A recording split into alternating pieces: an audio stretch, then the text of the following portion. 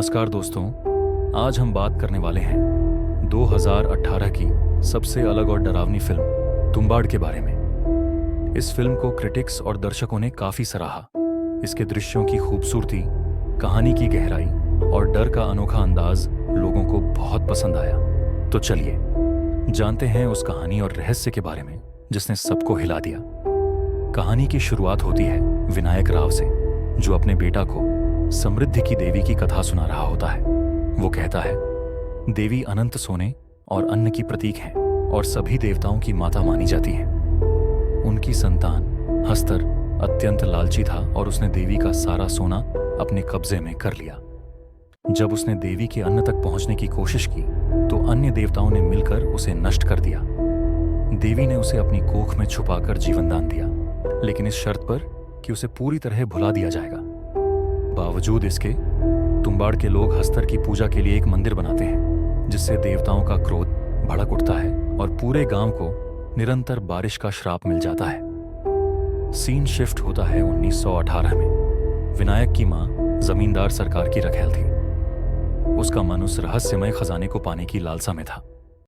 विनायक और उसका छोटा भाई सदाशिव घर पर ही रहते थे, जहां एक बूढ़ी औरत को जंजीरों से बांध कर रखा गया था।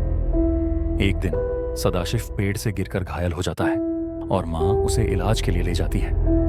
उस बीच विनायक उस बूढ़ी औरत को खाना देने की कोशिश करता है, लेकिन वह भाग निकलती है और विनायक को खाने की कोशिश करती है। विनायक हस्तर का नाम लेकर उसे नींद में डाल देता है। थोड़े ही समय बाद सरकार और सदाशिव की मृत्यु हो जाती है और विनायक अपनी मां के साथ पुणे के लिए निकल पड़ता है। 15 साल बाद अब बड़ा हो चुका विनायक सरकार के खजाने की तलाश में तुम्बाड़ लौटता है। बूढ़ी औरत अब भी जीवित थी और उसके शरीर से एक पेड़ उगाया था। उसने विनायक से कहा कि अगर वह उसके कष्ट को समाप्त करे तो वह खजाने का स्थान बताएगी। बूढ़ी औरत विनायक को सरकार की हवेली के भीतर देवी की कोख तक ले जाती है और खजाना निकालने की विधि सिखाती है। कोख के भीतर हस्तर वर्षों से भूखा था, क्योंकि उसे देवी का अन्न कभी नहीं मिला। विनायक रस्सी के सहारे कोख में उतरता है, अपने चारों ओर आटे का सुरक्षा चक्र बनाता है और हस्तर को लुभाने के लिए आटे की गुड़िया का इस्तेमाल करता है। जब हस्तर व्यस्त होता है, विनायक उसके लंगोट से सोने के सिक्के चुराकर जल्दी बाहर निकल आता है। विनायक धीरे धीरे लालच में डूबने लगता है। वह पुणे से तुम्बाड़ बार बार आता और हर बार अधिक सिक्के निकालता है। वह उन्हें अपने मित्र और साहूकार राघव को बेचता है। राघव को विनायक की अचानक आई दौलत पर शक होता है और वह उसका पीछा कर तुम्बाड़ आता है। विनायक चालाकी से उसे कोख में घुसा देता है और जब हस्तर हमला करता है तो विनायक उसे जला देता है और उसका कष्ट समाप्त कर देता है। साल 1947 आते आते विनायक पूरी तरह लालच और विलासिता में डूब चुका था। उसका पारिवारिक जीवन बिखरने लगा। उसने अपने बेटे पांडुरंग को भी हस्तर के सिक्के निकालने की विधि सिखाई और उसे तुम्बाड़ ले गया। उसने चेतावनी दी कि अभ्यास के लिए गुड़िया न लाए, लेकिन पांडुरंग ने ऐसा किया। हस्तर ने उन पर हमला किया, लेकिन दोनों किसी तरह बच निकले। बाद में विनायक को पता चलता है कि स्वतंत्र भारत की सरकार ने हवेली को अपने अधीन ले लिया है। खजाने की अंतिम लालसा उसे फिर तुम्बाड़ खींच लाती है। पांडुरंग सुझाव देता है कि हस्तर का पूरा लंगोट ही चुरा लिया जाए। वे कई गुड़ियों का इस्तेमाल करके उसे लुभाने की कोशिश करते हैं, लेकिन हस्तर कई प्रतिरूपों में बदल जाता है और उन्हें फंसा लेता है।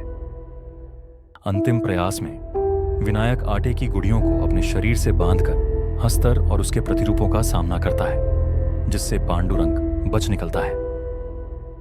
कोख से बाहर आने पर पांडुरंग की मुलाकात विनायक से होती है, जो अब शापग्रस्त और वृद्ध हो चुका था। विनायक उसे हस्तर का लंगोट देने की पेशकश करता है, लेकिन पांडुरंग उसे लेने से इनकार कर देता है। हस्तर का नाम लेकर वह विनायक को सुला देता है, उसे जला देता है और तुम्बाड़ छोड़कर चला जाता है। और इसी के साथ मूवी खत्म होती है। तुम्बाड़ सिर्फ एक हॉरर फिल्म नहीं है। यह कहानी है पीढ़ियों तक चलने वाले लालच की, उस धन की जो कभी काफी नहीं होता, और उस इंसान की जो सब कुछ पाकर भी हार जाता है। अगर आपको यह वीडियो पसंद आया हो तो लाइक जरूर करें, और अगर आपने अभी तक सब्सक्राइब नहीं किया है तो सब्सक्राइब करें और बेल आइकॉन को दबाना मत भूलें, ताकि आपको अगले वीडियो का नोटिफिकेशन जल्दी मिले। Thank you for watching. See you in the next video.